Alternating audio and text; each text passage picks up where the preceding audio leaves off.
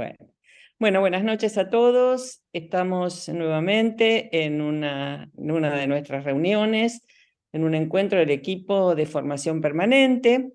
Recordamos las personas que integran el equipo, nuestra coordinadora Mirta Goldstein, Claudia Hamburgo, Adriana Pérez Alarcón, Gabriela Piacuadío, Willy Perenot y Juan Pineta.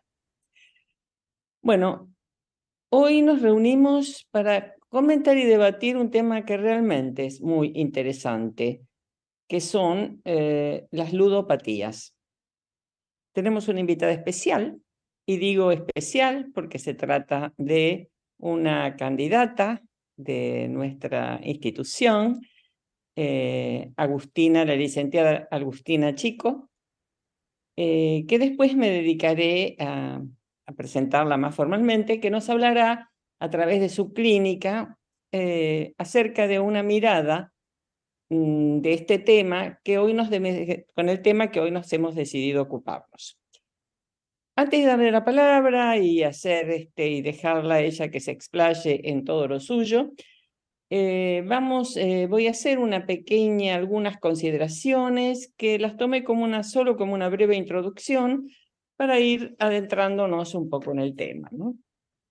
Bueno, pensaba que hablar de ludopatías hoy día y siempre, hablar de ludopatías en psicoanálisis nos lleva, especialmente buscando una mirada freudiana de este tema, nos lleva por un camino iluminado a la manera de una vía regia que nos conduce a Dostoyevsky. Dostoyevsky, su enigmática y excéntrica vida, como así también su extraordinaria producción como escritor. En la situación que nos ocupa hoy, la obra El jugador constituye el objeto de nuestro interés. Transcurre el año 1866 y Dostoyevsky está absolutamente abrumado por deudas y problemas económicos. Esta novela, El jugador, está escrita conjuntamente con otra que la escribe, que es Crimen y Castigo. Dostoyevsky es convocado a escribir dos novelas en el mismo tiempo y decide y se propone escribirlas casi sincrónicamente. Le digo casi porque una la escribe a la mañana y la otra a la noche. Y de esa manera, en 4 meses cumple la tarea que se había propuesto. Sabiendo esto, que se escriben las dos novelas conjuntamente y llevando a cabo nuestro tercer oído propio del psicoanalista, buscamos y presuponemos que debe haber un enlace y articulación de las situaciones que aparecen casi, ¿no? Como dije, casi sincrónicamente. Solo con una distancia de horas. Entonces, para comprender a Fedor Dostoyevsky, nada mejor que leer sus libros y los personajes que lo habitan, más que lo que se dice de él. ¿Por qué? Porque en los libros habla en todos de sí mismo. En sus libros él es casi el personaje utilizando otros nombres, ¿no? Con respecto a esto, el protagonista de la novela El jugador, Alexis Ivanovich, principal personaje que está en ese momento profundamente enamorado de Polina, habla o le hace hablar Dostoyevsky a su personaje Alexis de los sentimientos que lo invaden con respecto al juego. Por eso me pareció importante tomar directamente el libro del jugador para escuchar la palabra de él y los pensamientos que acuden a él en el momento de la escritura. Y dice, sí, a veces el pensamiento más loco, el pensamiento en apariencia más imposible, se mete tan profundo en la cabeza que uno termina por tomarlo como algo realizable. Además, si a la idea se une un fuerte y apasionado deseo, entonces uno termina a veces por tomarla como algo fatal, imprescindible, predeterminado, por algo que no puede sino ser y suceder. Tal vez haya aquí algo, cierta combinación de presentimientos, cierto fortalecimiento inusual de la voluntad, una autointoxicación de la propia fantasía u otra cosa. No lo sé, pero conmigo pasó esa noche que nunca en la vida voy a olvidar. Y continúa después de un espacio, no quise transcribir todo. Por cierto, yo lo consideraba, lo repito, no como un caso entre otros, y por lo tanto podría no pasar, como cualquier cosa puede no pasar, sino como algo que de ninguna manera podría no ocurrir. Eran las 10:15. Entré al casino con una esperanza tan firme y al mismo tiempo con tanta agitación como nunca antes había sentido. Es decir, expresa ese sentimiento de manera tan en el personaje, pero es Dostoyevsky quien está hablando. Él ya había venido de su cautivo en Siberia, entonces venía ya con un peso bajo sus espaldas importante, ¿no? El agobio ante problemas económicos, sabemos como psicoanalistas que es el más indicado, tal como Freud y nosotros en nuestra experiencia clínica lo podemos comprobar, para todo tipo de racionalizaciones al respecto. Lo económico es la mejor racionalización. Sin embargo, bien sabía Dostoyevsky que lo que más le interesaba era el juego por el juego. Pero nos preguntamos, más allá de todo esto, ¿qué lleva a una persona a aferrarse a esta adicción, si podemos llamarla así? Todo queda subsumido en una necesidad irrefrenable por entrar al casino y tener entre sus manos las fichas que se apostarán en la mesa, para volver a repetirlo una y otra vez dentro de un juego compulsivo e interminable. Freud nos lleva al respecto, pasados los años, a una lindísima novela maravillosamente bien escrita por un contemporáneo de él, Stefan Zweig. Nos lleva a otra novela que es 24 horas en la vida de una mujer.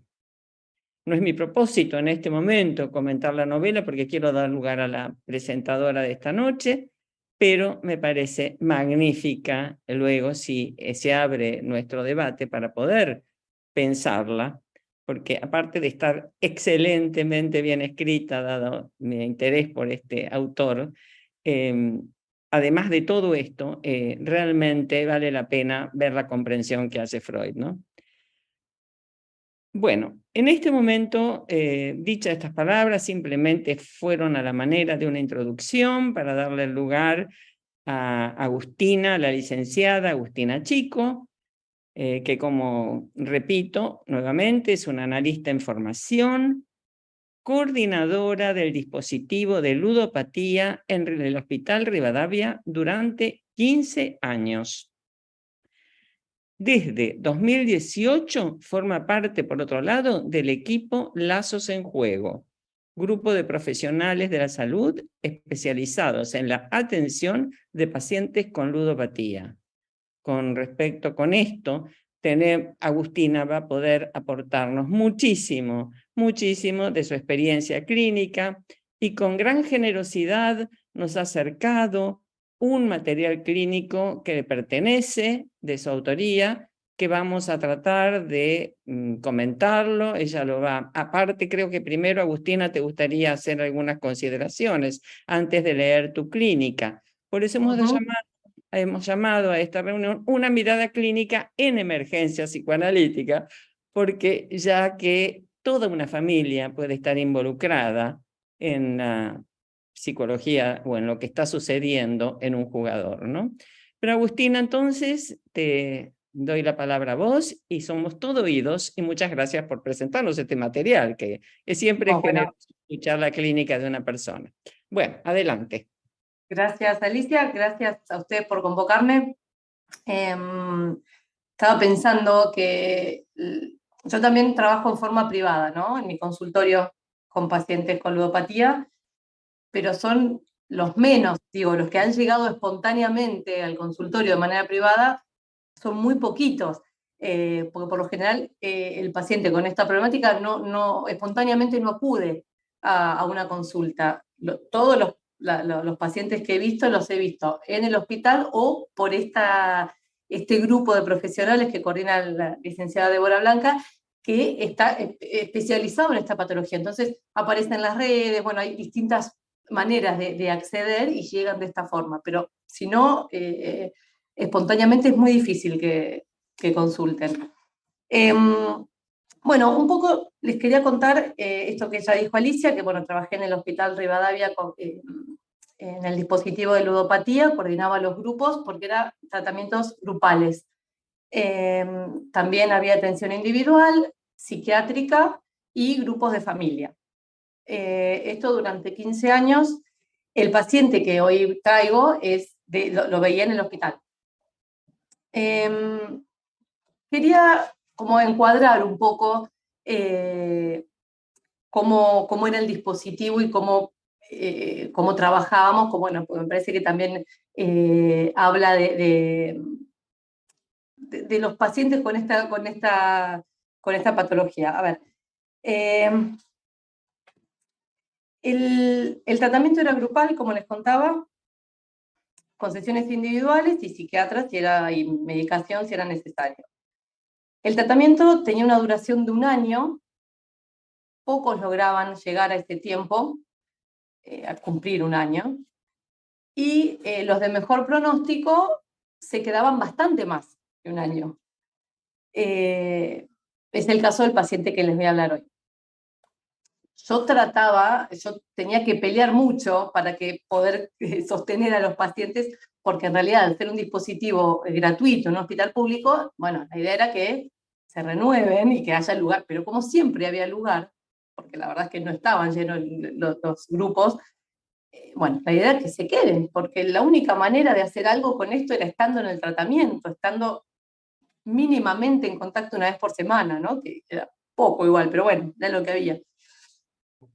Al ingresar al dispositivo, en la entrevista de admisión, la cual se intentaba que lleguen acompañados, debía venir el paciente acompañado y se le indicaba 2 cuestiones que son fundamentales, y esto es lo que por eso apuntaba un poco a contextualizar el tratamiento.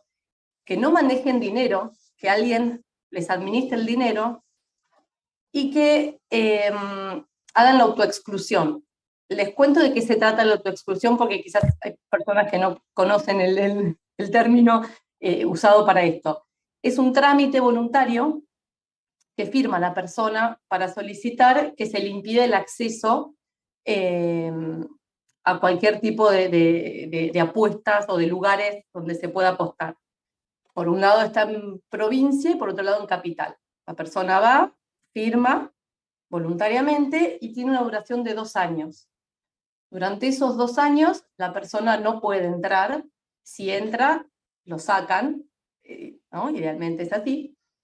Y esto sirve muchísimo para los pacientes, les da como cierto alivio saber que tienen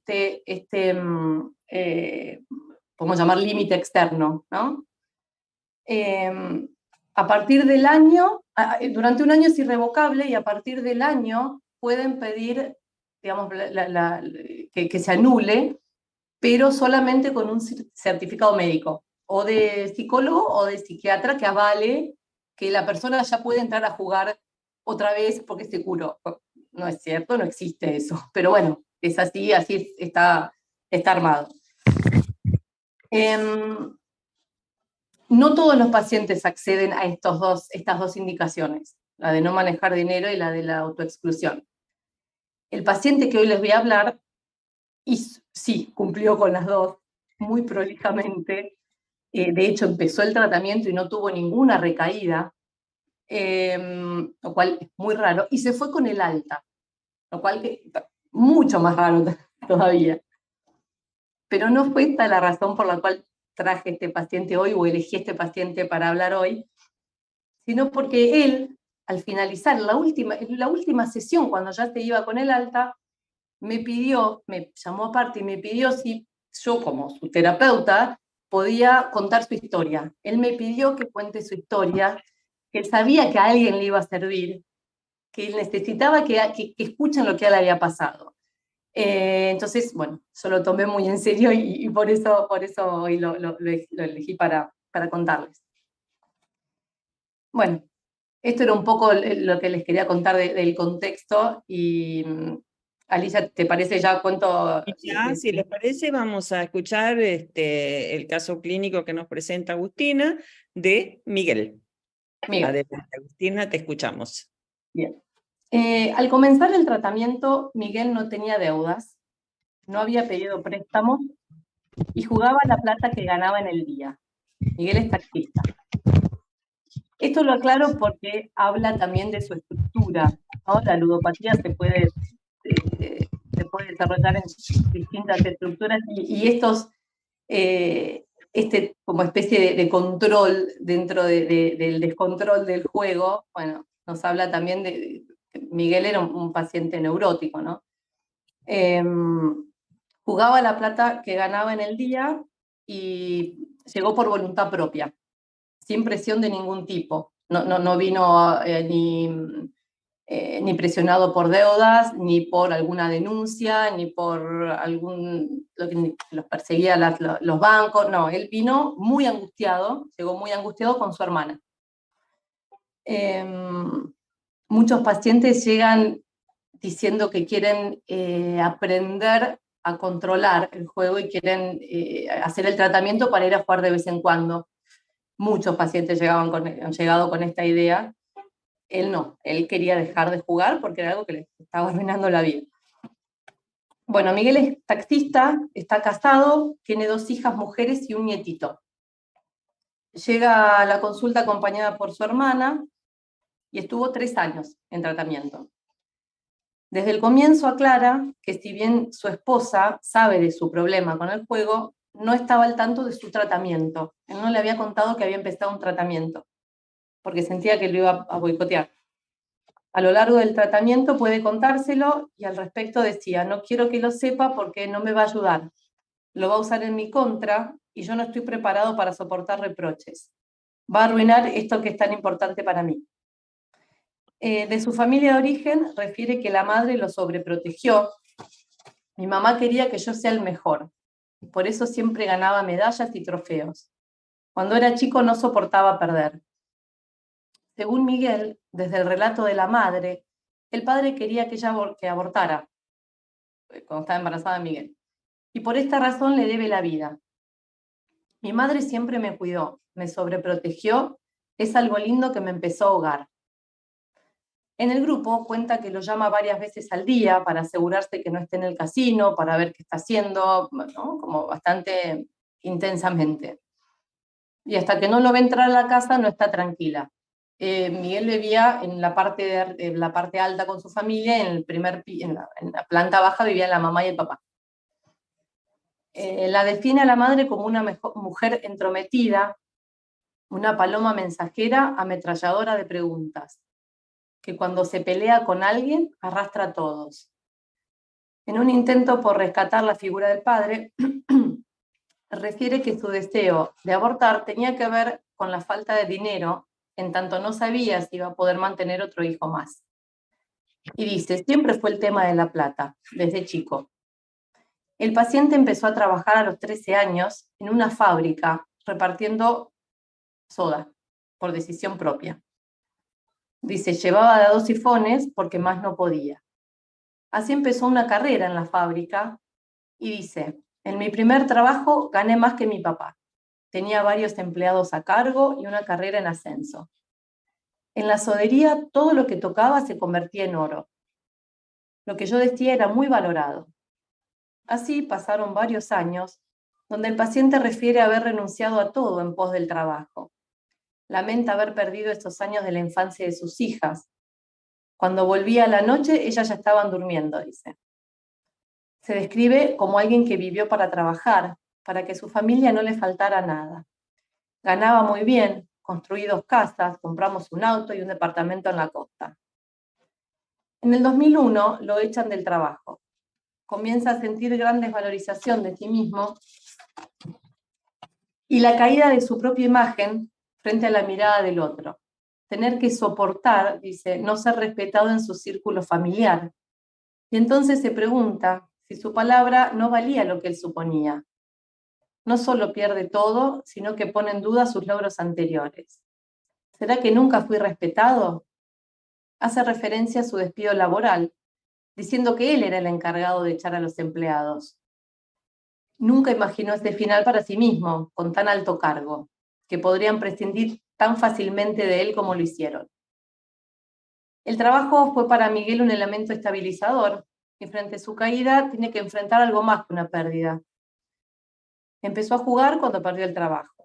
Iba todo el tiempo. Siempre encontraba una razón para ir. Me enojaba con mi mujer, me enojaba con mi hija y me iba al casino. Siempre tenía la ilusión de que nadie iba a laburar más y yo iba a quedar como un héroe. Tenía que triplicar lo que mis padres no me dieron. Cuando perdía, volvía para recuperar. Siempre quise tapar todo. Mi mamá me enseñó eso, para que no se note que no teníamos. Pero con cada entrada al casino, este héroe queda un poco más despojado de sus fuerzas hasta que ya no es posible continuar. Y llega a la consulta casi en brazos de su hermana. Él lo dice así, que llegó colgado de su hermana, que no tenía fuerza, ya no podía más. Como un soldado que acaba de sobrevivir a una guerra perdida. Refiere, ahora me cansé de perder. Perdí el trabajo, perdí la ilusión de ver a mi hija casada y feliz, perdí plata, perdí la ilusión de tener una mujer perfecta, de llevarnos bien. ¿Pero qué es perder? ¿Será que las cosas uno las tiene que tomar así y entender? En relación al vínculo actual con la madre, dice, mi mamá siempre me dijo que estaba acá gracias a ella, porque mi papá quería que abortara. Me lo dijo desde chiquito. Una cosa terrible, porque hoy lo analizo y son 2 personas extraordinarias. Pero mi mamá me crió con miedo a todo. Nunca le obedecí mucho, pero sí estaba controlándome todo el tiempo. Hasta los cumpleaños de 15 me esperaba en la puerta y cuando me compré mi primer coche, ella me esperaba a las 5 de la mañana en la esquina en camisón. Siempre ella estuvo entre papá y yo, como un mensaje, como que ella me llevó a la competencia con mi papá. Esas cosas fueron saliendo acá en el grupo, dice. Respecto del reconocimiento, siempre me gustó estar a la vista de todos. Mi vieja siempre me daba manija de que tenía que ser el mejor. Yo dejé de estudiar porque me ofrecieron un muy buen puesto. A los 17 años ya era supervisor. Y mi meta era llegar a estar a cargo de la empresa. Y llegué. Siempre me gustó estar bien visto por los demás. Cuando nació mi nieto, sentí una responsabilidad terrible de mostrarle lo que estaba bien. Y dije, yo no soy el del casino. Siempre fui una persona de ayudar a los demás. Todos cometemos alguna vez algún error, pero no sé, quise empezar algo nuevo y eso implicaba dejar de jugar sí o sí. Yo jugaba desde siempre y jugaba siempre a ganar, al truco, al fútbol, a la bolita. Jugaba mi papá con los amigos en mi casa y yo me enojaba mucho si perdía y me ponía demasiado contento si ganaba. Después empecé a jugar contra mi papá. Y cuando perdí el trabajo, encontré un hueco en el juego y me enojé mucho. Yo buscaba recuperar, ganar esa plata que tenía en la fábrica. Era desesperación. A mí me costó muchísimo eso. Después de largo tiempo y golpearme y darme otra oportunidad y volver a entrar al casino, entrar descompuesto, transpirado, porque yo estaba muy incómoda ahí. Perdón, me pasó una hoja. Porque estaba mintiendo. Mi familia no sabía que yo estaba ahí y era una forma de vivir, de buscar esa ganancia del día. Hoy hablaba con mi cuñado de que mi vida gira en torno en este grupo, de su tratamiento. Con esto quiero decir que yo soy una persona que doy prioridad a las cosas que creo que son importantes. ¿Y por qué no lo hice con el juego? No quiero decir que me sigo reprochando, pero busco el porqué. Miguel pertenece a una congregación de devotos de San Miguel. Ocupa el lugar de tesorero y varias veces al año realizan festividades para recaudar fondos para pagar el lugar donde reside la imagen. Creo que la imagen de la Virgen y la imagen de San Miguel. Relata entonces, mi mamá prometió que si yo dejaba de jugar, tenía que llevar la Virgen, la imagen de la Virgen, que les conté, de la fiesta que hacemos todos los años. Lo de la promesa de la Virgen no me lo dijo ella. Nosotros siempre fuimos y vamos a ayudar. Y como es gente conocida, nos juntábamos y se hace una kermés, viene un conjunto, bueno, hace una fiesta como se hacían en Italia. Me di cuenta que esta gente que la conoce a mi mamá me dejaba siempre que yo lleve la Virgen. Que se ve que era algo como un lugar importante, ¿no? No, no, llévala vos, me decían. Y era raro, porque antes se peleaban por llevarla. Con el tiempo, cuando pasaron 3 años, mi hermana me contó que me daban ese espacio por la promesa de mi mamá. Yo hasta ese año sentía a la Virgen muy pesada, era mucho esfuerzo, un dolor de espalda, y este año no, me sentía bien, liviano, y le dije a mi hermana, me parece que la Virgen me perdonó. Se emociona cuando dice esto. Y ella dijo, no, el que te perdonaste sos vos. Y sí, fue mucho esfuerzo salir de ahí, me costó mucho, y creo que salir de ahí se puede y se puede estar mejor. Y me siguen pasando cosas, pero capaz no soy un buen ejemplo, pero lo hago con mucho amor. Y aunque me equivoque, creo que me equivoco menos, porque para mí ustedes son una familia, a su grupo, lo dijo, ¿no? Este último pedacito fue la última sesión de su tratamiento. Bueno, este es Miguel, es una partecita de Miguel. No Bueno, sé, Alicia, si... muchas gracias, Agustina. Por ahí algunos se nos ocurre o pensemos entre todos si existe o si tenemos alguna pregunta para poder dialogar con Agustina con respecto a este trabajo. 15 años no es poca cosa. La experiencia que ella nos puede brindar puede resultarnos muy útil a todos.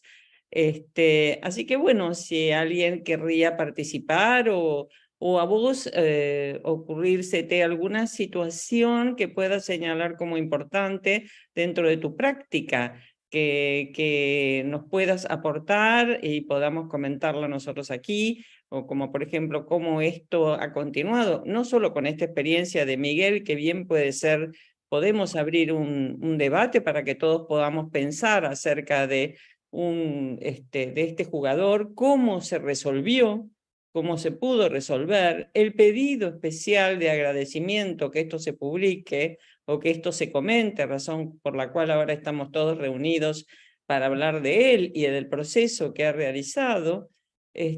Así que bueno, me parece de una riqueza muy grande la experiencia vivida por Agustina en esto, ¿no?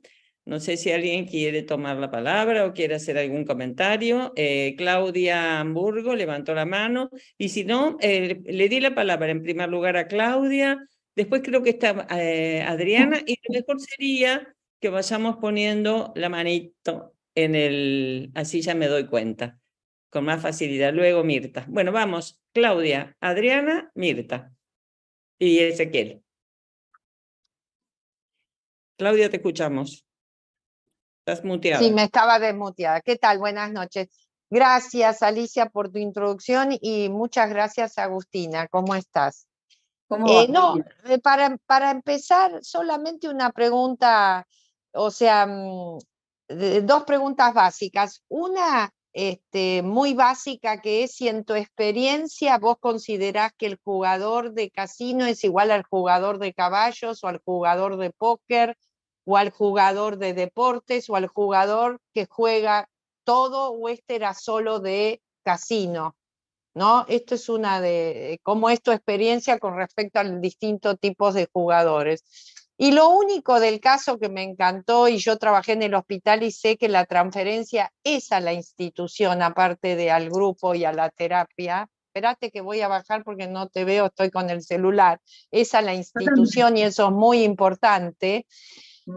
Las mujeres han sido todo, porque la hermana lo lleva colgado, Después está la historia con la mamá, la historia con las hijas, la historia con la esposa, la historia con la virgen y por supuesto la historia traumática con la madre. Y en general mi experiencia es que lo que se juega y lo que se quiere recuperar es la cuestión de la vida y la muerte. Entonces, más allá del incesto, digo como algo que aparece primario, la cuestión de la vida y la muerte, que hay como una excitación en este tipo de pacientes o de personas. Bueno, te felicito y Muchas por gracias. ahora dejo acá. Es una pequeña introducción. Bueno, gracias, Claudia. ¿Preferís ir contestando o escuchamos a varios y después hacemos, te lo dejo tu Me había criterio? olvidado, me parece. Mejor de a uno, me parece, no sé. Contestale un poco estas preguntas que se hizo Claudia y nos hizo a todos. La primera, hay dos cuestiones. Una, no sé, no lo sé, si, a ver, esto lo hablamos con Alicia cuando estábamos hablando. ¿Por qué el juego y por qué no otra adicción? Me parece que eso es una de los grandes interrogantes, ¿no? Que no lo tengo resuelto y ojalá podamos abrir el tema, ¿no? Respecto a esto, porque me parece que es una de las cuestiones. ¿Por qué el juego? Después, dentro del juego hay un montón de distintas posibilidades. Hoy en día están las apuestas online, que es muy accesible y hay muchísimos pacientes que están con esta problemática, que no tiene, en un punto no tiene nada que ver con ir con el cuerpo al casino, ¿no? Es otra cosa, pero sin embargo, bueno, es una adicción con las características del ludópata. Y otra cuestión es, por lo general, los pacientes que yo he visto juegan a una sola cosa, no juegan a varias cosas. El paciente que juega la ruleta y no le interesa. De hecho, cuando estuvieron los casinos cerrados en la pandemia profunda, no tuvieron recaídas, no tuvieron recaídas porque no estaba cerrado donde iban a jugar y no jugaron a otra cosa ni tuvieron otro tipo de comportamiento compulsivo. Con lo cual el objetivo es uno y es el elegido. ¿Por Qué qué cada uno? interesante eso. Sí. Que en ¿Por qué cada pandemia no uno? tuvieron abstinencia, no pasa lo mismo que pasa con la droga No, al y con el contrario, hay alcohol, un y con el alivio. alcohol. Ah, Sí. Por eso la autoexclusión, por eso yo les contaba antes la autoexclusión, que, a ver, es una cuestión totalmente de afuera, ¿no? Pero genera un alivio, como algo que lo frena a este impulso irrefrenable. Entonces, bueno, pero esto, que hay el que juega una cosa, juega eso. Que juega caballos, es uno el elegido. gracias, muy esclarecedor tu respuesta, gracias. Creo que estaba Adriana, ¿no? Sí, Adriana Pérez Alarcón. Gracias, Alicia. Bueno, me encantó tu introducción, Alicia, y Agustina, te felicito porque realmente me imagino que es un trabajo bastante complicado y duro, ¿no? Trabajar con este tipo de adicción. Yo tenía una pregunta basada un poquitito en el caso, ¿no? Este hombre todo el tiempo habla como que siempre es una cuestión de dinero, ¿no? Siempre habla que el dinero, y parecería que cuando perdió su trabajo en la fábrica tenía que recuperar el dinero de alguna manera. Entonces, tomando esto, yo te quería preguntar a vos que tenés tanta experiencia en esto. El tema de este paciente es el dinero, pero en términos generales, ¿vos qué ves más? ¿Que hay como una razón que es recuperar el dinero, no solamente en este paciente, sino en general?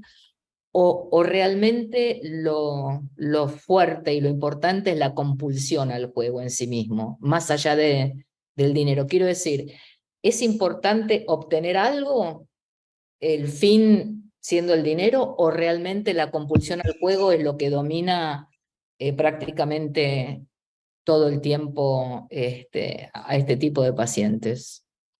Y después otra cosa técnica, pero me quedé con esto porque me parece interesante, porque tenía un par de pacientes que juegan. Esto que vos hablas de la autoexclusión, quería saber, Vos hablaste que hay como un mecanismo que pueden autoexcluirse del juego y todo.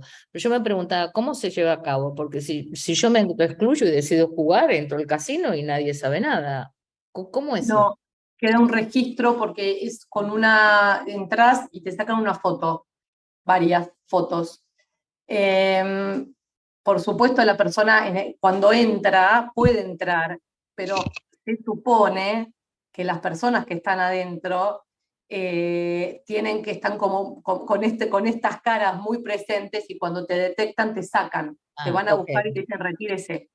ok, Idealmente es así. Muchas veces no funciona, por supuesto. Se perfecto. ha hablado de hacer un registro, no sé cómo se dice, de huella dactilar o de registro como algo mucho, pero a la industria no le conviene.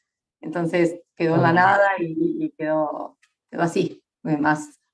Que depende de las personas que reconocen la cara de la persona que está entrando. Es así. Perfecto, Es perfecto. más simbólico, en realidad es más simbólico. Sí, Hay muchas sí, personas que dicen, sí. yo no me autoexcluyo porque sé que voy a entrar igual. En realidad no es por eso, no te excluís porque te decir cuándo, pero Es un está, compromiso con uno mismo, digamos, ¿no? exactamente. Exacto. Ok. No, y respecto a la primera pregunta, yo creo que la compulsión y a lo que el paciente, la persona vuelve compulsivamente es a perder. Es la compulsión por perder, por el tema del dinero y de la ganancia, es lo que los sostiene yendo, y lo sostiene para ir, ¿no? Y que sostiene la cosa compulsiva, pero en realidad es la pérdida. Muchos pacientes, cuando ganan, porque a veces ganan, y a veces ganan y se van a sus casas con la plata, muy pocas veces, pero cuando sucede, cuando llegan a sus casas, aparece taquicardia, no pueden dormir, mareos, náuseas, cuestiones de mucha angustia, mucha ansiedad, y tienen que volver al casino, y hasta que no vuelven y dejan y pierden lo que se habían llevado, no pueden seguir. Entonces, la cosa es la pérdida. Va más por ese lado. Es como un autocastigo, ¿no? O de repente lo que contabas vos me hacía acordar, en un sentido medio figurativo, los que fracasan al triunfar, digo, cuando ganan, vuelven a su casa y aparece este efecto secundario rebote que los hace sentir mal o culpables, ¿no? Sí, esta es una cuestión también, por lo general, no todos, pero por lo general las personas que juegan son personas que tienen un ingreso, que les ha ido bien en la vida, no son personas que, que van a ver si pueden conseguir plata porque no tienen, no, es gente que tiene una buena vida, económicamente, claramente, y este es el tipo de persona que mayormente se ve. Con lo cual, no tiene que ver con una cuestión de dinero, ¿no? De ganancia. Agustina, le damos la palabra a Mirta, que estaba, luego Ezequiel, luego, por si me voy olvidando, voy diciendo el orden, el Ezequiel y Juan. Gracias, Martínez. Agustina. Gracias. Bueno, dale, Mirta. Pero la verdad que muy interesante el caso. Obviamente no podemos generalizar, pero sí me parece que podemos hacer algunas hipótesis, ¿no? Me parece que estos casos se pueden ver desde distintos ángulos. Podríamos pensar en la historia de él, sería un ángulo a tomar. Podríamos pensar en lo actual, en los desencadenantes actuales, tanto familiares como laborales. Podríamos pensar en las cuestiones vinculares, que se las voy a dejar a Ezequiel. Podemos pensar en cuestiones de estructura. Digo, serían distintas miradas incluso para decir algo sobre este caso.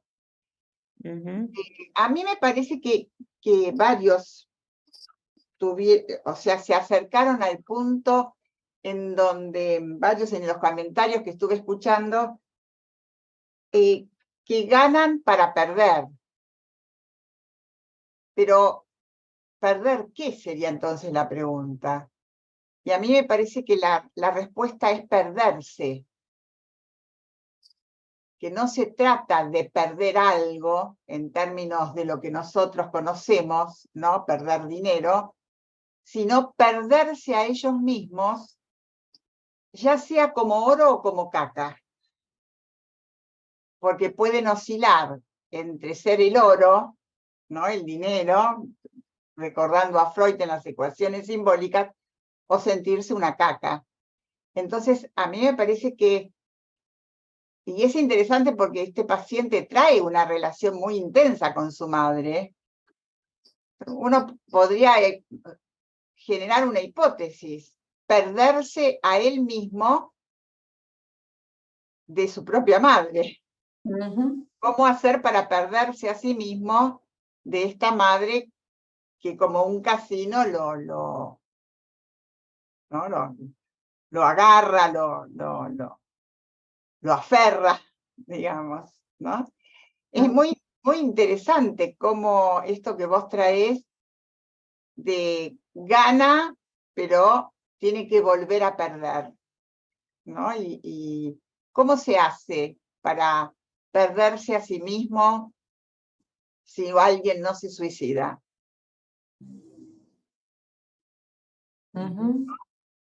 Y después hay algo que, no sé, Alicia, que vos lo trajiste, que hiciste una asociación con los textos de Dostoyevsky, porque hablaste del jugador y de Crimen y Castigo. No me acuerdo quién habló del castigo a qué crimen. Uno podría preguntarse en esto de perder, ¿qué crimen se castiga perdiéndose? Bueno, me parece que esto ya es una cuestión de cada quien, una cuestión de la neurosis de ese de sujeto en singular, ¿no? Y también me parece que es muy interesante que hayas aclarado que es un neurótico. Sí. A mí me resultó muy interesante porque la aclaración, ¿no? Pero bueno, porque uno podría pensar en una compulsión, pero incluso en este paciente pareciera que hay un límite, no hay no se pierde en cascada, él se pierde parte por parte, lo cual Totalmente. llama a pensar en las diferencias, ¿no? Hay algunos que se pierden así en cascada y otros que se pierden parte por parte. Bueno, es interesante pensar también estas diferencias. Bueno, esto es lo que me sugirió, la verdad que muy interesante y bueno, todo lo que puedas seguir comentando, bienvenido, me parece.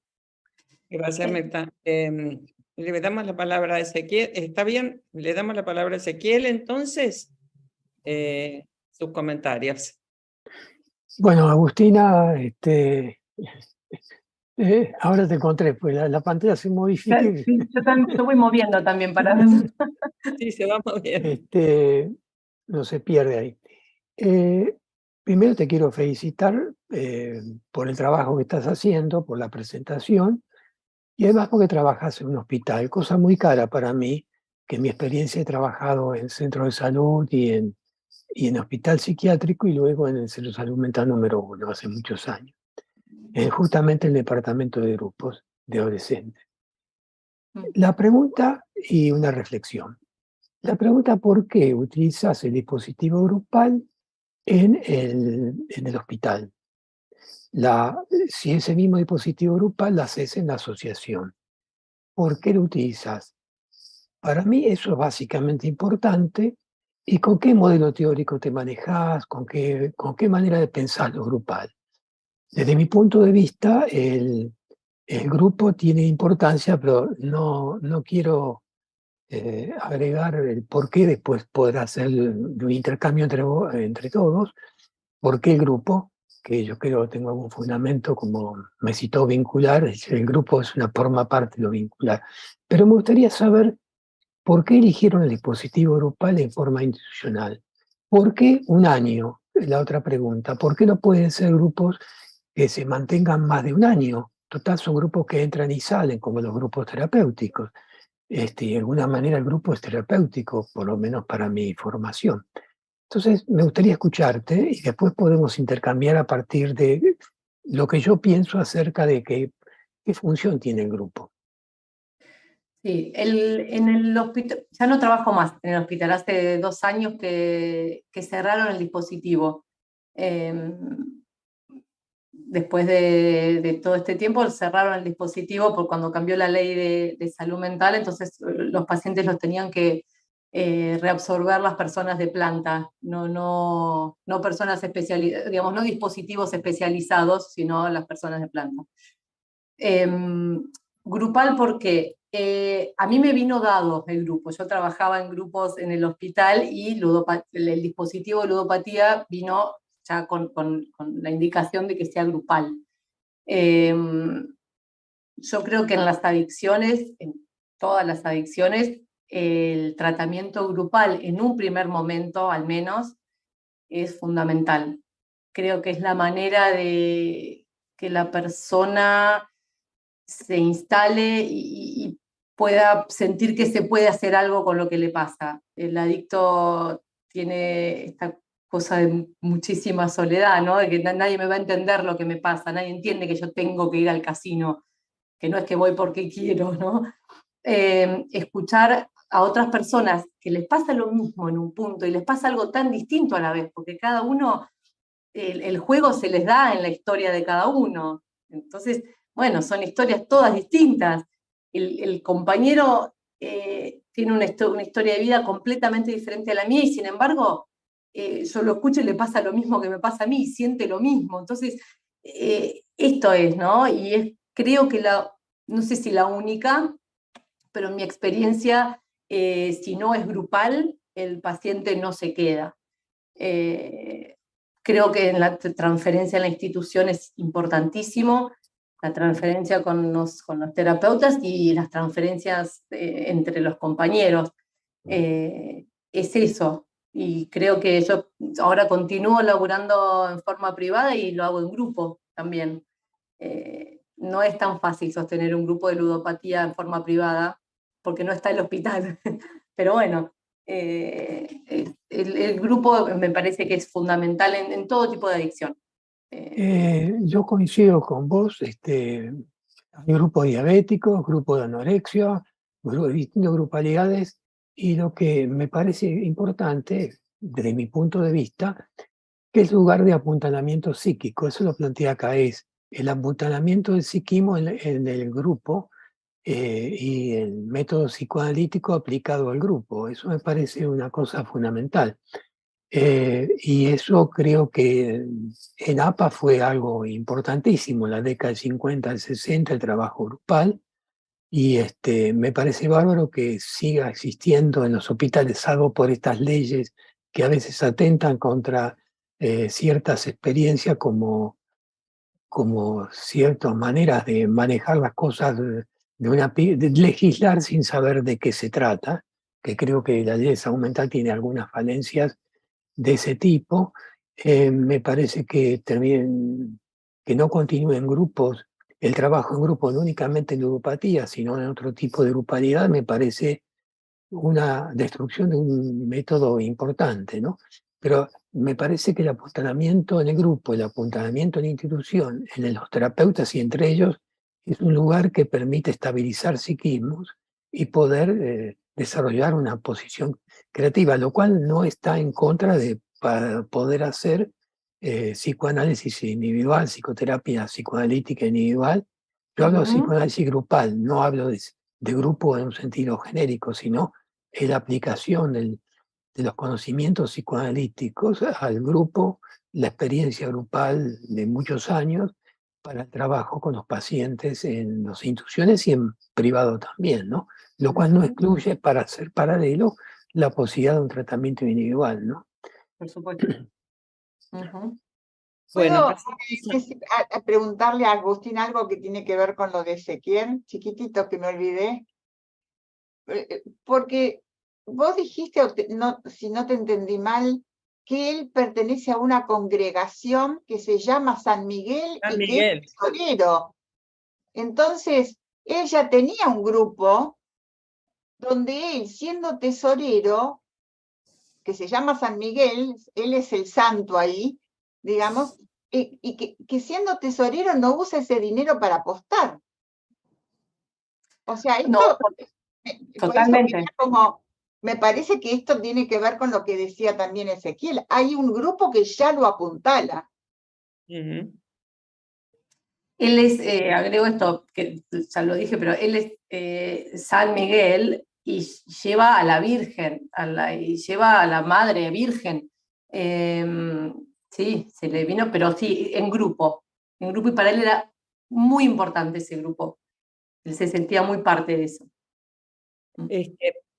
Agustina, pensando un poco en esto, en este material que realmente da para muchísimo, como bien dijo Mirta, tiene distintas aristas, ¿no? Y uno puede tomar una cosa, puede tomar otra, depende cómo transitas en el enfoque hacia todo esto. Y esto de Miguel y San Miguel me parece especial, porque es su virgen a quien él lleva a cuestas y pesada.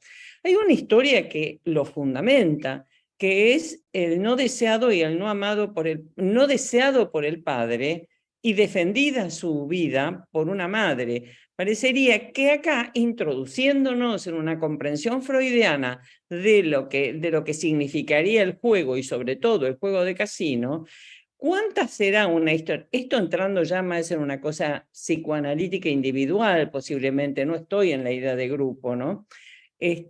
¿Cuánto será? Porque Freud hace una asociación y mucho lo vemos claramente en este análisis de la novela de Zweig, de 24 horas en la vida de una mujer, un análisis del juego en el casino específicamente y el movimiento de las manos y el movimiento de las fichas, y lo relaciona directamente con la masturbación infantil, con la masturbación en relación a la madre. Y en este caso, exactamente de Miguel, él tiene una unión, es su mamá y él. En realidad el padre es el que lo expulsa, lo quiere expulsar, él es retenido por la mamá. Una historia fundante es que solo resuelve este juego, digamos, llevando en sí a la Virgen Madre y en esa unión casi indisoluble con ella, donde está todo esto que Mirta se preguntaba, ¿y dónde estará el crimen? ¿Y dónde está el castigo? Y hay un padre que lo quiso matar y que él termina eliminándolo en una unión con una mamá, donde quizás toda la sexualidad infantil esté unida a esta madre, con la cual arma una simbiosis posiblemente, ¿no? De la cual no puede salir. Y recordemos también algo importante que señalaste, que todo lo que tocaba este hombre lo convertía en oro. Como el rey Midas. Es el rey Midas. Entonces él busca convertir oro, posiblemente sea el oro, la ofrenda a la madre, ¿no? Que por ahí puede tener toda esta versión con la naridad y demás. Es esto, unas reflexiones acerca de la clínica, que me encanta trabajar sobre la clínica, la teoría, porque realmente es todo lo que nos da la carne, la vivencia de lo que es el análisis. Juan, estás vos y creo que es Gilla, pero no levantó su manito. Gilla, no, en el cerradito. Juan y después Gilla. Bueno, por otro lado, ahí abonando lo que va en la línea de lo que decías vos, Alicia, ¿no? Ahí San Miguel además es el protector contra los desafíos físicos y es el que da fuerzas de voluntad. Así que no es menor San Miguel en el caso de este sujeto, ¿no? Sobre todo con las enfermedades físicas y los desafíos más cruentos que hay que atravesar. Pero estaba pensando, yo escuchaba el caso de lo poquito, ¿no? Porque es una microviñeta, y estaba pensando que este despido que él tuvo en el 2001, digamos, ¿no? Lo lleva a él a esta compulsión de repetición de esa pérdida donde él era el falito de oro de la madre, el ser perfecto para la madre, ante quien él le rendía ofrenda permanente con su perfección, digamos, ¿no? Y se me ocurría que lo que él va a hacer al casino es a repetir compulsivamente esta pérdida, ¿no? Él va a ganar para perder, ¿no? Obviamente el que va al casino siempre es para ganar perdiendo, ¿no? Y me parece que esto quizás hacia atrás reavivó algo que estaba dormido, que era justamente esta cuestión del padre, que el padre no lo quería, digamos, ¿no? Porque no sabemos si es cierto o no que lo quiso abortar, pero seguramente inconscientemente esto lo tenía grabadísimo, ¿no? Como algo muy, muy primario, ¿no? Pero bueno, y sobre todo en relación a lo que vos decías, Mirta, también, algo de ley había, ¿no? Porque más allá de que no hubo un padre donante de falo y que él fue falo de su madre, de todos modos tenía todo este grupo de gente que lo precedía y la hermana que ofició como alguien de ley, ¿no? Con lo cual, bueno, la función paterna ya vemos que es más una función límite que la puede detentar cualquiera, digamos, ¿no? Bueno, esto nada más. Después hay preguntas, pero las voy a decir después, una vez que demos ronda, una vez que Agustina La segunda responda. vuelta. Bueno, vamos a escuchar la Gilla que quería comentar algo. Se te ve la mitad de la cara. Ahora se te ve todo. Ahora todo listo, la cara está. Bueno, Alicia, me encantó. Yo tomé una línea parecida a la tuya en cuanto a lo que quería decir. Agustina, gracias, porque es un material realmente muy rico. Yo pensé en esta simbiosis que Miguel quedó como atrapado en una función materna, en una madre, porque tomando esta pequeña viñeta que tenemos, mi mamá quería que yo fuese el mejor, por eso siempre ganaba medallas y trofeos. Pensaba cuánto el juego queda de alguna manera anudado a esta demanda materna, en la cual él ha quedado sujetado, faltando, digamos, como un padre partero que lo pudiera separar, que pudiera directamente amarlo. Esto me parece de la historia de Miguel que me parece que está mucho en esta cosa compulsiva de él en el juego, ¿no? Le quería preguntar a Agustina es, ¿no? Sí, Agustina.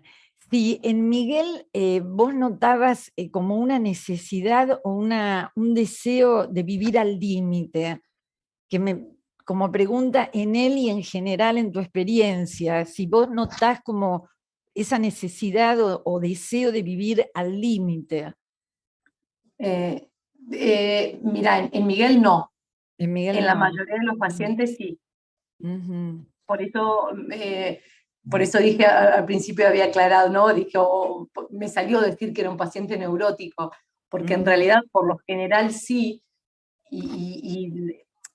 no, Miguel al contrario, había momentos en los que era demasiado controlado Miguel, como siempre muy prolijo en el sentido de angustiarse, de asociar, de darle lugar a los compañeros, el trato conmigo como está muy cordial, que no es lo que suele pasar con estos pacientes.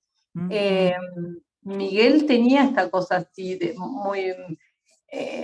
que seguramente también tenía que ver con su historia, ¿no? Porque si no era así, ¿qué pasaba? ¿No? Si no era tan controlado, el juego parecía como, bueno, un aspecto del que él podía descontrolar, ¿no? Muchos pacientes dicen, y yo creo que es así, que el juego, el haber jugado o el jugar les permitió desplegar una parte propia que si no, no había otra forma, y que eso les permitió después empezar a hacer otra cosa. Los pacientes también, ¿no? Con cierta posibilidad, no todos, ¿no? Pero esto, ¿no? Miguel no era una persona que vivía al límite, y yo me quedé pensando en esto que decía, ¿no? Esto que decíamos de ir a perder compulsivamente, o de perderse para en realidad no perder algo. O sea, este intento, a veces son como intentos de perder, para en realidad sostener otra cosa, ¿no? Y pensaba si era sostener la virginidad de la madre, ¿no? Esta madre tan perfecta, tan de él, ¿no? Y tan este vínculo, ¿no? Como para no perder algo de eso. Pero bueno, intentos, ¿no? Fallidos, claramente. Pero bueno, esta era de otra cosa. Me fui, perdón. Y después, perdón, no, una cosita más, de acuerdo a esta viñeta, porque dice, en 2001 lo echaron del trabajo, una pregunta a Agustina, y después a mí me parece que son las palabras de él cuando dice, cuando dejé el trabajo, y en realidad lo habían echado, no lo dejó él el No. trabajo. ¿Es así? Es así, lo echaron, sí, no lo dejó. Lo echaron, no, me llamó la atención porque ahí también pensé en cierto sometimiento, porque una cosa es si lo echaron y otra cosa es si él lo dejó. Y él en sus palabras dice, dejé el trabajo, ¿de acuerdo? No, ok. Un segundo y nada más que esto para darle la palabra a Gabriela. En el casino está con las fichas, deja el trabajo y termina siendo taxista, donde baja la ficha. O sea que a nivel simbólico la ficha se traduce de otra manera, donde le da el trabajo a él. Pensé ahora en eso, deja el trabajo, Deja. pero es taxista. Y el taxista se cuentan las fichas que van bajando. Sí, Vamos. te agrego una cosita, Alicia, perdón. Él después, cuando dejó de jugar y después del tratamiento, él llevaba, porque la gente que va a jugar, mucha gente va en taxi, entonces él llevaba a pasajeros y en el trayecto él iba hablando y bueno, les hacía una especie de intento de recapacitar, ¿no? Y de que piensen y bueno, no sé si contaba su historia, esto no lo recuerdo, pero sí desde un lugar de su experiencia y le iba hablando a la persona hasta que los dejaba en el casino y la persona entraba a jugar, pero seguía conectado, ¿no? Claro, a través del taxi. Claudia y después Ezequiel. No, estaba primero yo. Perdón. Sí, que me habías nombrado. Gaby, te había nombrado. Dale. Sí. Sí, está Gabriela, Ok. que no habló. Fue de la Bueno, pantalla. muy interesante, Agus, súper interesante tu experiencia y también muy interesante lo que trajiste, Alicia, porque pensaba en esto de crimen y castigo. Digo, ¿cuál fue el crimen que él cometió? Nacer según el discurso de la madre, porque tal vez eso fue solo un discurso de la madre, no sabemos si realmente el padre puede ser o no.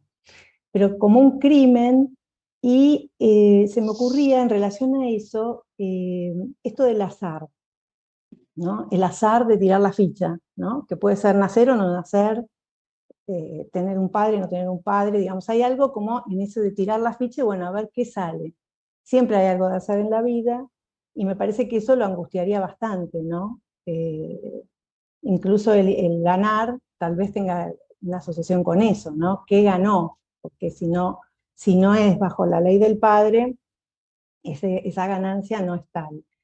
Después pensaba en otro significante que, bueno, debe circular en general, pero que acá se me hace como significativo esto de la autoexclusión, ¿no?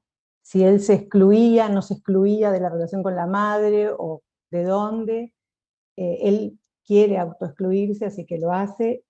Y otra cosa es, bueno, ¿qué quiere recuperar él cuando va a jugar? Porque él dice de recuperar la plata, me parece que es otra cosa lo que él quiere recuperar ahí, ¿no?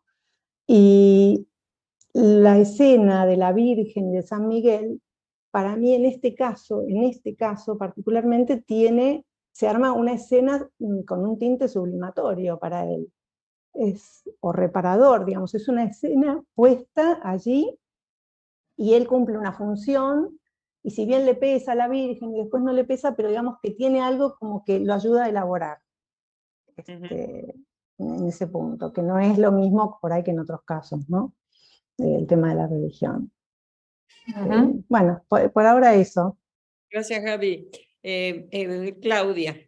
Dale, gracias. Bueno, muy interesante cómo se está poniendo el diálogo y me hicieron pensar algo. Me acordé dos cosas. Una, que Freud hablaba en El jugador de cartas como la cuestión de los dedos como masturbatorio, como Dora con la carterita bivalva, la cuestión de los jugadores como la excitación orgásmica frente a ganar o a perder, un desplazamiento de abajo arriba, como la cuestión masturbatoria, y puede ser la culpa inconsciente por la masturbación, que la fantasía es incestuosa, ¿no es cierto? Y lo otro es el Fordá. Me quedé pensando que todos estuvieron diciendo el juego del carretel, por el juego, el jugar, etcétera, donde el Fordá en este muchacho, si se jugaba el tema de nacer o no nacer, pero lo pensé más con el tema de la simbiosis materna, de lo que dijo Juan del falo de la madre. para duelar algo hay que haberlo perdido. Y si la madre estuvo siempre presente, es como que el intento del juego en el casino es volver a perder a la madre, de la cual no se pudo separar nunca. Por eso me gustó lo que dijo Mirta, que no hay que generalizar, porque no todos los jugadores son lo mismo. Yo recuerdo una paciente mía que estaba en principios del Alzheimer, que el único lugar que ella se sentía bien era con las maquinitas, ir a jugar a las maquinitas. Se perdía y siempre la encontraban en el frente de su casa, en el casino, en las maquinitas. Por supuesto, en vacaciones, en las maquinitas. Y había algo muy autoerótico. Sí. Bueno, esto quería agregar. Quería, en relación a esto, ¿puedo contarles? Sí, bueno, dale. No, espero. Esto, Claudia, que hablas de la masturbación es lo que había hablado anteriormente, que justamente las fichas y el movimiento de las manos, que aparece muy claramente en la novela de Zweig, donde lo que se trata es el enamoramiento de una mujer grande con un chico joven, pero lo que ve son el movimiento de las manos en la ruleta, en cómo va sacando y poniendo las fichas, y ahí se enamora, se lo lleva, cuando lo ve destruido en la calle, se lo lleva a dormir con ella, mantiene una relación amorosa, le da plata, cree que, bueno, no se las voy a hacer, todos conocerán la novela. Ya lo dijiste. Pero la cuestión es que cuando ella vuelve a buscarlo a él por amor, va a buscarlo y lo encuentra nuevamente en el casino. No pudo resistir y vuelve nuevamente en el mismo lugar, en la misma situación donde lo había visto antes. En todo esto, y como en el bingo también, está en la situación de las manos. El movimiento de las manos es esencial como masturbatorio en la relación incestuosa. En este caso, creo, como construyendo un poco, debe ser en relación con la madre. Bueno, sí, coincido ampliamente con todo lo que dijiste, ¿no? Ezequiel. No, pero Agustina quería decir algo, me parece. Agustina, recién. perdóname. Un poco, y espero completar un poco esto, porque esto de las manos, hay pacientes que durante las pacientes graves, más los graves, ¿no? Durante la sesión, en grupo, están con la mano así, en la sesión, ¿eh? ¿Con la mano cómo? No te vi. Así. Sí. Estoy en blanco y negro, no sé por qué. Mismo en la sesión, digo, ¿no? Como algo que está muy intenso, ¿no? Y cuando se empieza a desplegar ahí, bueno, incluso físicamente, ¿no? Bueno, eso que vos decís tiene valor confirmatorio, porque vos tenés la experiencia y la traés, y vos ves ese gesto ritual con las manos. O sea que esto tiene valor confirmatorio. Sí. Ezequiel, perdón. Me parece que hay una línea que retomo, que la trajo Mirta con lo de perderse, hablaron de simbiosis y la madre, que me hizo recordar el artículo de Joy McDougall en el libro Negato por una cierta normalidad, que es Narciso en busca de una fuente, donde habla de un narciso frágil que busca en el liriope, que la ninfa de la fuente es un reflejo que es el reflejo en la madre.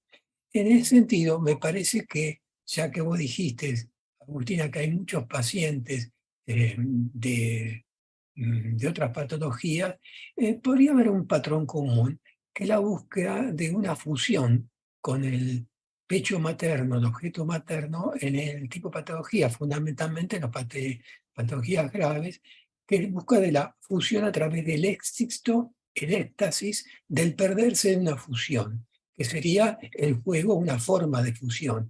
Las adicciones también tienen que ver con la fusión, que es lo que yo estimo que tiene que ver con las déficits de estructuración del narcisismo, o sea, las patologías límite, que expresan en forma sintomal ludopatías, adicciones al juego, al vínculo, a las drogas, etcétera, etcétera, ¿no? O sea, lo de perderse en un estado de fusión simbiótica con el pecho de la madre, que me parece que lo de Joy McDougall nos puede ayudar mucho a comprender este tipo de situaciones, aunque ya no está hablando específicamente de ludopatía, sino lo que está detrás de eso, que han hablado sobre la fusión con el vínculo materno. ¿Quieren que leamos? Juan, ¿hay algunas preguntas por YouTube? Estás muteado, Juan. Sí, estaba viendo ahí. Antes que nada, gracias Claudia Hamburgo por traerlo del Fordá, porque yo lo había pensado y vos lo pusiste en palabras también. Hay una pregunta en YouTube que dice, pregunta una colega, M. Duende, buenas noches. Pregunta, ¿es universal esa condición de perder en los jugadores o existen situaciones en las cuales esa situación no sucede? Desde ya, muchas gracias. Bueno, esta es una pregunta. Por ahí, ¿la puedes responder ahora? Sí, no sé si la entendí bien. La Pregunta si la universidad. condición de perder la tienen todos los jugadores o si hay otras, si es algo universal. O existen situaciones en las cuales esa situación de ir a jugar para perder no existe. Bueno, el jugador social, el que no es ludópata. No sé si estoy bien orientada. Digo, el que tiene el que tiene la problemática, la pérdida aparece como lo compulsivo y la condición. La condición es la pérdida.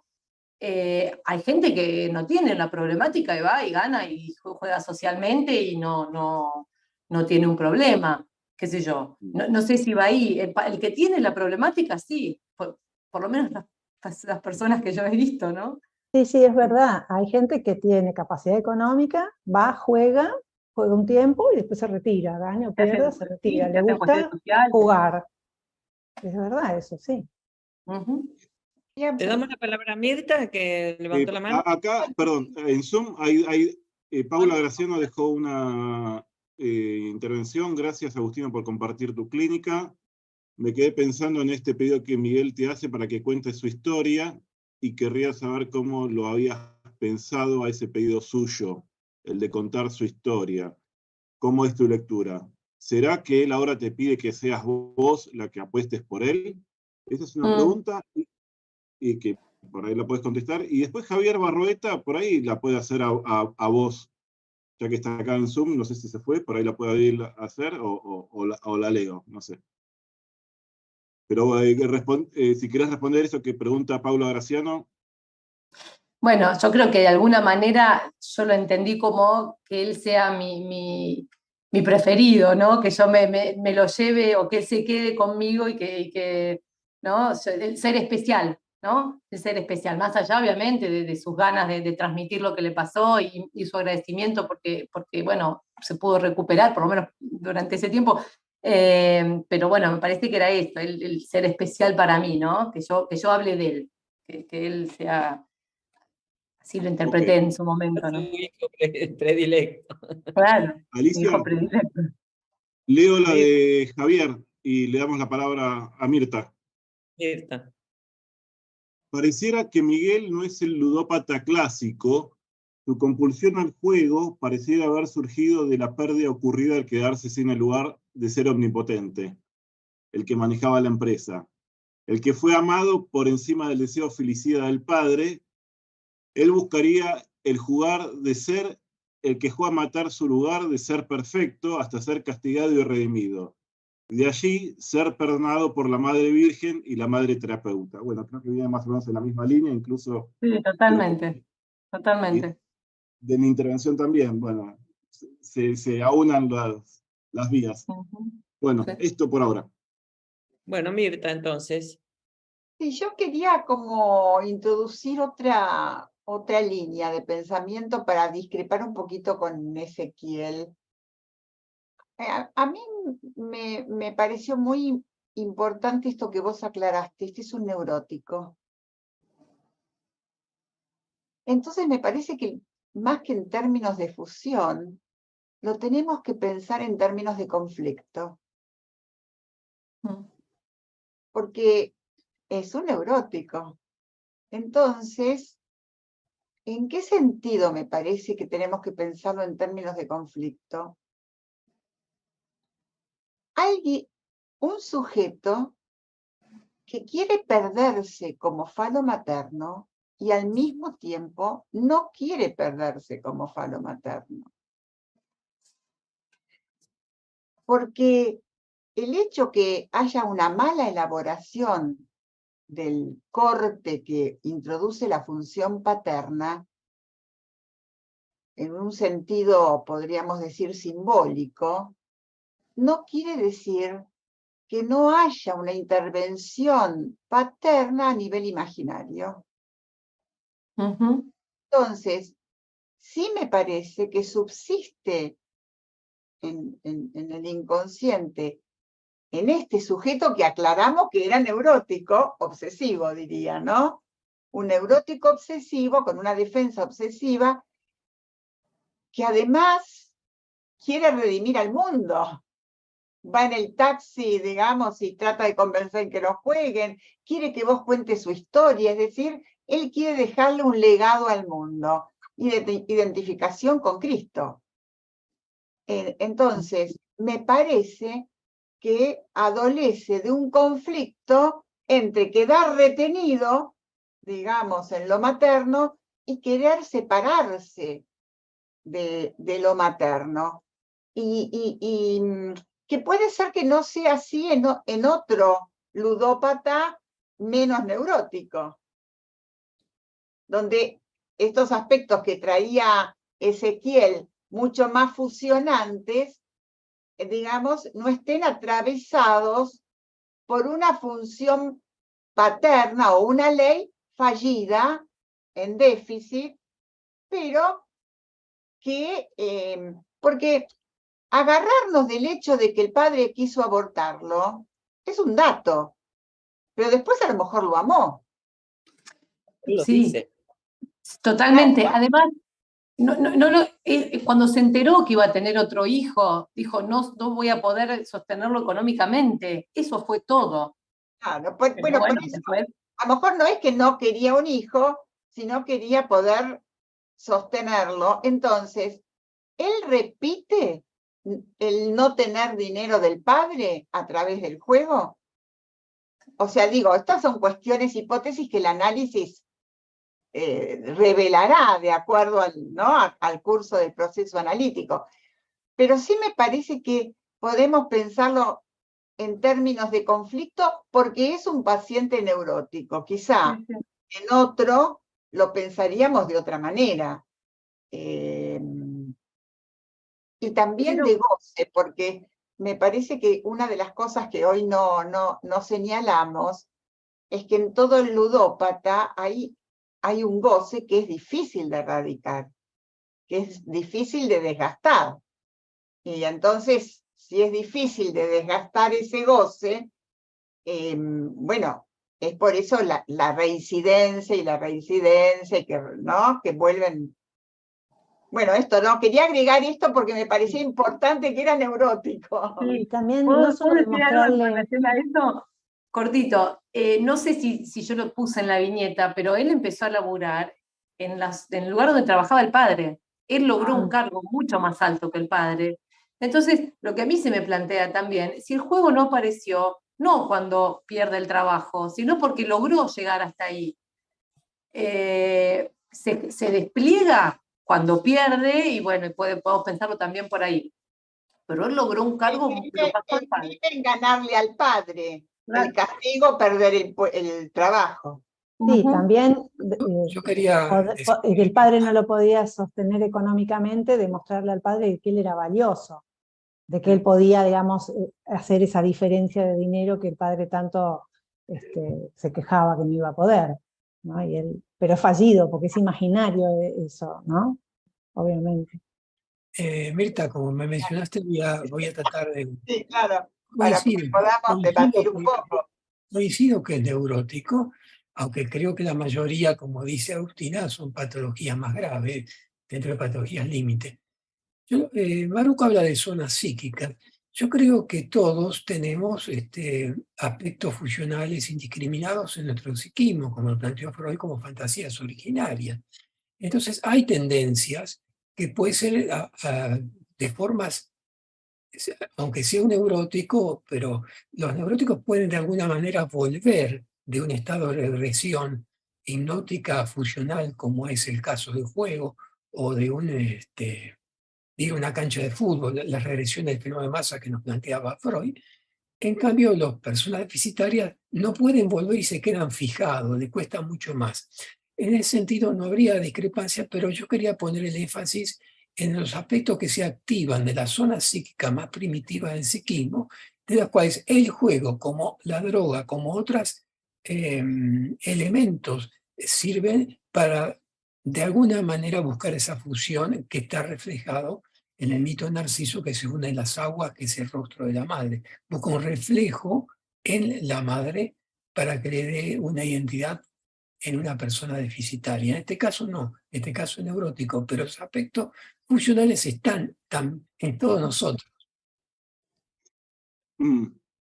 Bueno, estamos ya a las 9:30 de la noche, no sé, 21:30. No, es hermoso el tema, pero yo estaba pensando en que cuando uno va a jugar al casino para ganar, y en realidad aparece la gran interdicción de un gran otro que le dice, acá no, nene, acá no vas a ganar, ¿no? Y ahí es cuando pierde y se somete a ese goce del otro, digamos, ¿no? Que es un otro que hay que terminar de simbolizar en términos de interdicción, así lo pienso yo.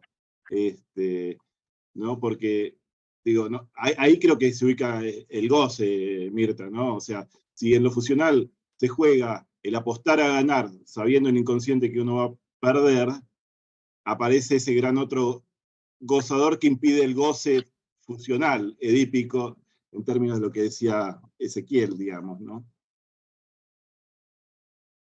Hay otra cosa que quería como, la última, Alicia, ya.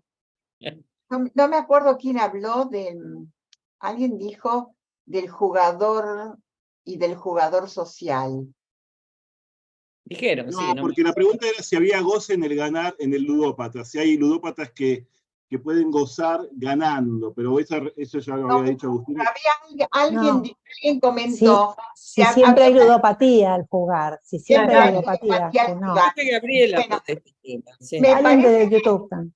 No hay que mirarlo por el lado del dinero que se pierde, porque un jugador social que no apuesta, igual es un jugador, aunque no apueste dinero, porque el goce no está solo en la pérdida del dinero. El goce está en el jugar, en el juego. Por eso decía Dostoyevsky, juego por el juego. Es decir, yo puedo racionalizar que tengo muchísimas deudas, que estoy hipotecado por todos lados, pero en realidad me gusta el juego por el juego. Esas son El jugador social también es un jugador. También es claro, sí. Está controlado. Además. Te lo digo yo que juego el buraco. Claro, por más que uno no apueste, le gusta jugar. Y ahí está todo. A todos nos gusta jugar un poquito. ¿A quién no le gusta jugar un poquito? Un poquito, bueno. Lo importante es que no le hagan El que un buraco. está libre de pecado que tiene la primera piedra. Juguemos entonces. Bueno, creo que ya tenemos que cerrar esta reunión. Me pareció que ha resultado, Agustina, muchísimas gracias. Tu exposición ha sido enriquecedora, se ha podido dar un debate, una discusión en el buen sentido de la palabra, y nos has aportado algo muy interesante. Así que bueno, los esperamos. ¿Cuándo es, Mirta, entonces? En junio nos esperamos entonces en junio. No sé, no me acuerdo. ¿Quién me auxilia con el... El 26 de junio, ¿es? Sí. Adriana, vos vas a coordinar una mesa sobre el micrófono. 26 de junio tenemos la próxima reunión, que es una mesa sobre autismo, con un invitado confirmado y otro a confirmar, así que lo diremos la próxima vez, pero creemos que se va a armar un debate muy interesante porque van a ser dos posturas complementarias y tal vez diferentes con respecto al autismo o al espectro autista. Así que los esperamos entonces. Los esperamos en junio, gracias por haber estado. Y bueno, que tengan todos buenas noches. Quiero decir una cosita. Bien. Que muchas gracias a todos, todo lo que escuché suma muchísimo y ojalá se hable más de la ludopatía, esto iba a decir, porque está en todos lados. Me llegan historias en secundario, se generan situaciones de apuestas, que está muy, muy, muy metido en la sociedad y es un tema que me parece que estaría bueno que se hable más. Eso. También mencionaste lo de Bueno. los juegos online que están en la televisión, la propaganda todo el tiempo, incitando a la gente a jugar, ¿no? Estamos expuestos todo el tiempo a eso. Totalmente. Muchas gracias. Bueno, A vos. buenas noches. Chao, Muchas chao. gracias.